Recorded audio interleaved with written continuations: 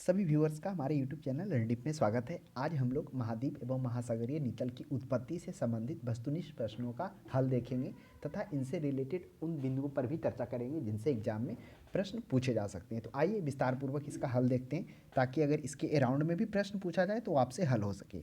पहला प्रश्न है, महाद्वीप एवं महासागर किस श्रेणी के ऊंचावच हैं? ऊंचावच का अर्थ क्या होता है? ऊंचावच जिसे इंग्लिश में हम लोग टेरियन के नाम से जानते हैं, यह धरातल की ऊंचाई नीचाई से बनने वाले प्रतिरूप या पैटर्न को कहते हैं।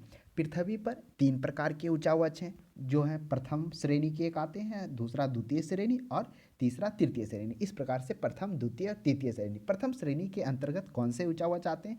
तो प्रथम श्रेणी के अंतर्गत जिसके अंतर्गत महाद्वीप एवं महासागरीय बेसिन को शामिल किया गया और द्वितीय श्रेणी के अंतर्गत में पर्वत, पठार, मैदान और झील आदि को शामिल किया गया और तृतीय श्रेणी में जो भी हैं सरिता, खाड़ी, डेल्टा, सागरीय जल, भूसागरीय जल, पवन, हिमनद इत्यादि को शामिल किया गया। तो ध्यान में रखिएगा, यहाँ पर कह रहा महासागर एवं महाद्वीप तो हो जाएगा वह प्रथम श्रेणी का। अगर यही पूछ दिया जाता पर्वत, पठार, मैदान ऊंचावच के किस श्रेणी में, तो द्वितीय श्रेणी, तृतीय श्रेणी डेल्टा, सागरीय जल और भूमिगत जल ये सभी तृतीय श्रेणी में आते हैं। तो ध्यान में रखिएगा। सेकेंड प्रश्न दूसरा है, पृथ्वी के धरातल के कितने प्रतिशत भाग पर महाद्वीप का विस्तार पाया जाता है?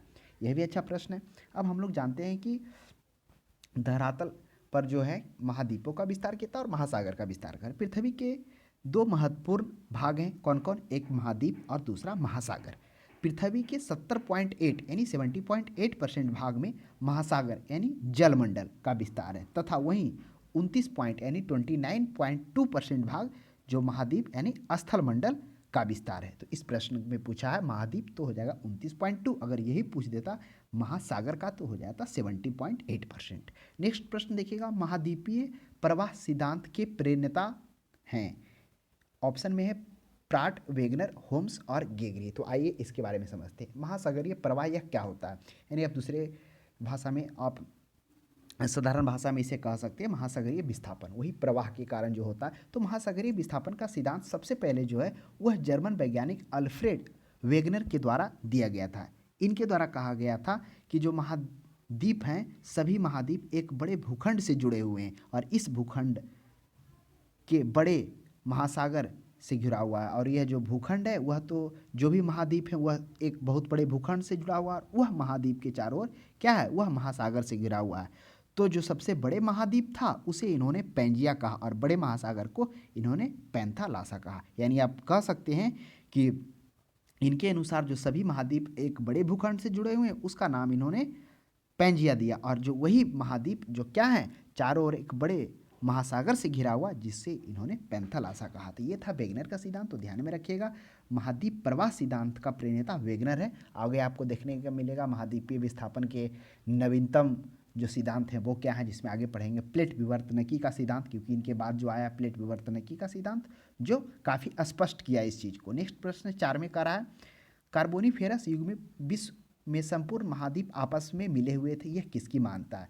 कार्बोनिफेरस युग। तो आइए अब हम लोग समझते हैं कि अभी हम लोगों ने जाना कि एल्फ्रेड वेगनर के अनुसार क्या था, कार्बोनिफेरस युग में पृथ्वी के सभी स्थलमंडल आपस में जुड़े हुए थे।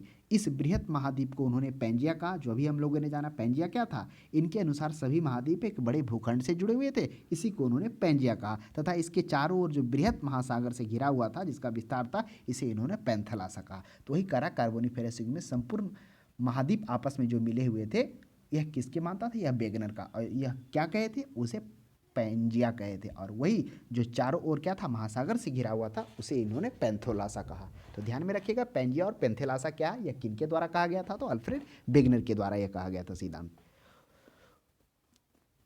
नेक्स्ट है 5वां है, प्लेट विवर्तनकी सिद्धांत किस वर्ष प्रस्तुत किया गया? यह भी अच्छा प्रश्न है। अब हम लोग समझते हैं कि प्लेट विवर्तनकी सिद्धांत क्या होता है। देखिए स्थलीय दृढ़ भूखंड को प्लेट कहा जाता है। प्लेट क्या होता है? जो भी स्थलीय दृढ़ भूखंड होते हैं उसे प्लेट कहा जाता है और पृथ्वी का निर्माण विभिन्न प्लेटों से हुआ है, ये आपको मालूम होगा।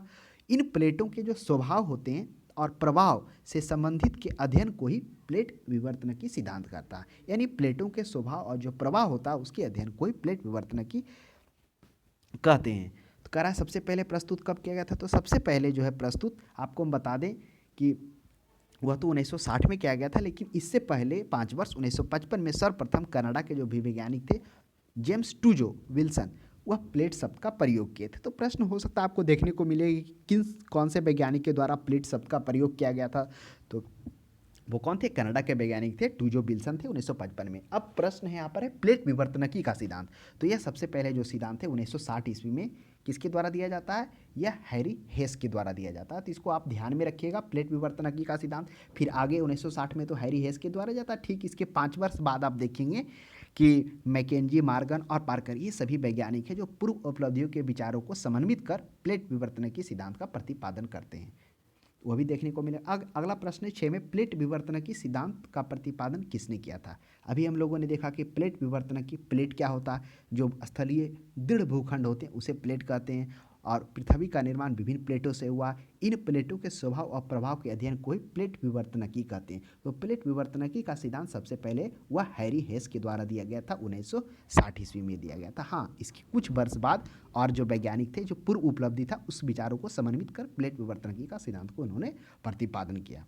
तो अगर आ जाएगा प्लेट विवर्तनकी के बारे में सबसे पहले तो हैरी हेस आ जाएगा। अगर आपको प्रश्न में देखने को मिलेगा कि उसके बाद कौन से इसको प्रतिपादन किए, अगर मैकेंजी, मॉर्गन और पार्कर रहेगा तो वह भी ऑप्शंस में वह सही होगा, क्योंकि उसके बाद के जो वैज्ञानिक साइंटिस्ट थे वो इनके मान्यता को मानकर उसको सही ठहराए थे, उसका प्रतिपादन किए थे।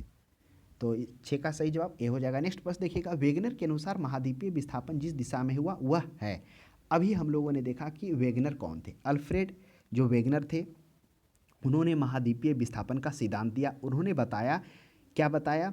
कि जो सभी महाद्वीप हैं वह एक बड़े भूखंड से जुड़े हुए थे और उस महाद्वीप को उन्होंने पैंजिया नाम दिया, तथा उन्होंने यह भी बताया कि यह जो महाद्वीप हैं इसके चारों ओर बृहत महासागर का विस्तार था, जिसे इन्होंने पैंथलासा कहा है। जो चारों ओर पानी से घिरा हुआ था बृहत भाग, उसे उन्होंने महासागर का और पैंथलासा कहा। तो वही वेगनर के अनुसार महाद्वीपीय विस्थापन किस दिशा में हुआ था? तो उनके अनुसार जो महाद्वीपीय विस्थापन हुआ था वह भूमध्य रेखा एक और पश्चिमी दिशा में हुआ था। तो यह ध्यान में रखिएगा कि वह सबसे पहले यह बात को बताए थे।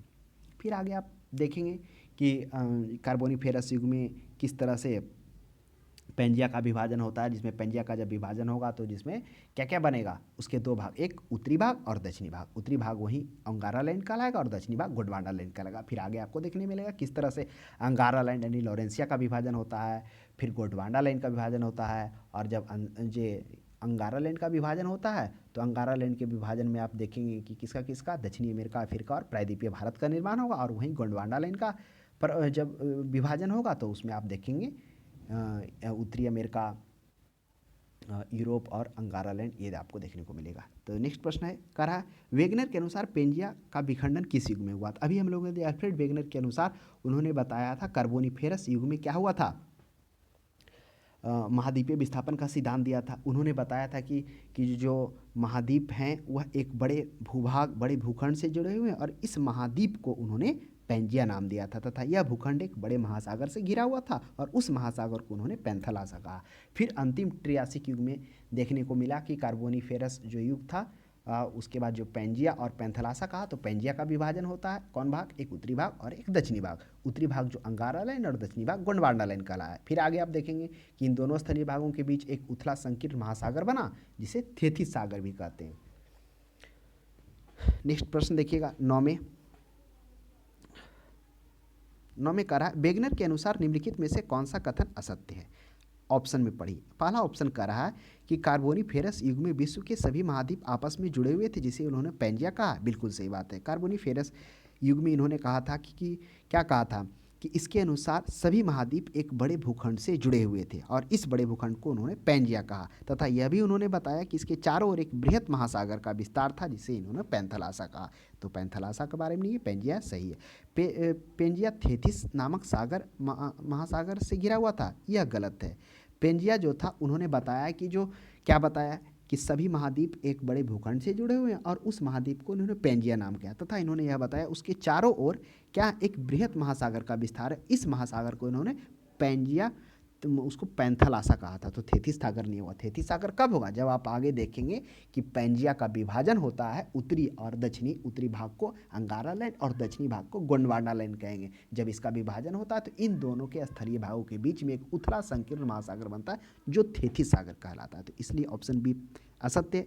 सी में पढ़िए उत्तरी अमेरिका, यूरोप और अंगारा लैंड के भाग थे। अब आइए अभी हम लोगों ने देखा कि वेगनर के अनुसार क्या था, वेगनर के अनुसार इन्होंने बताया कि सभी महाद्वीप एक बड़े भूखंड से जुड़े हुए हैं और इस भूखंड को उन्होंने क्या कहा, पैंजिया कहा, तथा इसके चारों ओर एक बृहत महासागर है और इस बृहत महासागर को इन्होंने पैंथालासा कहा।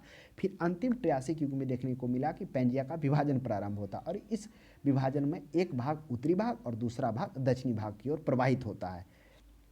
उत्तरी भाग को लॉरेंसिया यानी अंगारा लाइन और दक्षिणी भाग को गोंडवाना लाइन के नाम से जाना जाता है और यही अंगारा लाइन और गोंडवाना लाइन के बीच में एक संकीर्ण और उथला महासागर बनता है जिसे थेथी सागर कहते हैं। फिर कुछ बरस के बाद लगभग 6.5 करोड़ वर्ष पूर्व देखेंगे अंतिम क्रिएटेसिक युग में गोंडवाना लाइन का विभाजन होता है।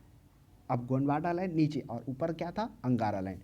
तो जो गोंडवाना लाइन का विभाजन होता है उसके फलस्वरूप क्या बनता है, दक्षिणी अमेरिका, अफ्रीका, भारतीय प्रायद्वीपीय भारत और मेडागास्कर तथा ऑस्ट्रेलिया का निर्माण होता है। तो यहाँ पर कह रहा है कि उत्तरी अमेरिका, यूरोप और अंगारा लाइन, और जो ये तो हम लोगों ने देखा गोंडवाना लाइन और अंगारा लाइन यानी लॉरेंसिया जो उत्तरी भाग था, उस अंगारा लाइन का जब विभाजन होता है तो उत्तरी अमेरिका, यूरोप और आपको ग्रीनलैंड ये सभी देखने को मिलेगा। तो ऑप्शन सी भी सही है। फिर अंटार्कटिका गोंडवाना लाइन कहाँ गए, अभी हम लोगों ने देखा कि उत्तरी भाग को क्या कहा गया था, अंगारा लाइन, और दक्षिणी भाग को गोंडवाना लाइन। तो दक्षिणी भाग में क्या है, यह गोंडवाना लाइन जो अंटार्कटिका है, बिल्कुल सही बात है। तो यह तीनों सही है, बी नंबर असत्य है। नेक्स्ट प्रश्न देखिएगा 10 में कह रहा है महाद्वीपीय विस्थापन को स्पष्ट करने वाली नवीनतम सिद्धांत कौन है।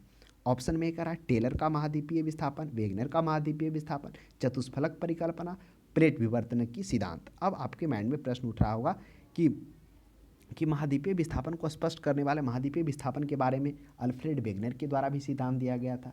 सबसे पहले अल्फ्रेड वेगनर ने ही इसके बारे में बताया था कि किस तरह से क्या है कि सभी महाद्वीप एक बड़े भूखंड से जुड़े हुए हैं और यह महाद्वीप जो एक भूखंड से जुड़े हुए जो एक साथ है उन्होंने पैंजिया नाम दिया तथा इसके चारों ओर एक बृहत महासागर बताया और उस महासागर को उन्होंने पैंथालासा कहा। बाद में पैंजिया का विभाजन होता है, किस में होता है, अंगारा लैंड और गोंडवाना लैंड में होता है। फिर आप देखेंगे कि अंगारा लैंड का विभाजन होता है, फिर गोंडवाना लैंड, अंगारा लैंड का विभाजन होता है, उसमें क्या क्या बनता है, अंगारा लैंड में उत्तरी अमेरिका, यूरोप इत्यादि का निर्माण होता है। और ये गोंडवाना लैंड में आप आएंगे तो उसमें आप देखेंगे कि दक्षिणी अमेरिका का, प्रायद्वीपीय भारत का, अफ्रीका का, मेडागास्कर का, ऑस्ट्रेलिया का इस तरह से निर्माण होता है। तो वो तो सिद्धांत लेकिन नवीनतम सिद्धांत है। तो नवीनतम सिद्धांत तो ऑप्शन बी के अलावा आप डी को देखिए, प्लेट विवर्तन की। प्लेट विवर्तन की सिद्धांत था क्या था, हम लोगों ने देखा प्लेट जो स्तरीय दृढ़ भूखंड को प्लेट कहते थे तथा पृथ्वी के जो निर्माण है विभिन्न प्लेटों से हुआ। इन प्लेटों के स्वभाव और प्रवाह के से संबंधित अध्ययन को ही प्लेट विवर्तनकी कहा जाता था। तो जो प्लेट विवर्तनकी सिद्धांत है यह इससे काफ़ी क्या हुआ, स्पष्ट हुआ, एंड यह नवीनतम सिद्धांतों में से यह जाना जाना क्योंकि उसके बाद यह प्लेट विवर्तनकी का सिद्धांत आया कि प्लेटों के प्रवाह के कारण, उसके बीच ऊंचावच के कारण क्या हुआ, महासागर का, पहाड़ों का, पठारों का निर्माण हुआ। तो ऑप्शन नंबर डी हो जाएगा, प्लेट विवर्तनकी सिद्धांत नवीनतम सिद्धांत है। हाँ, अगर सिर्फ कहा जाता कि सबसे पहले किन्होंने दिया तो अल्फ्रेड वेगनर भी सही होता। तो इस तरह से हम लोगों ने कुछ प्रश्नों को देखा जिसमें महासागरीय और महाद्वीपीय नितल से उत्पत्ति के संबंध से था। तो आज के लिए इतना ही। अब हम लोग किसी नए टॉपिक के साथ अगले क्लास में मिलते हैं। तब तक आपको यह क्लास कैसा लगा कमेंट बॉक्स में ज़रूर बताएं।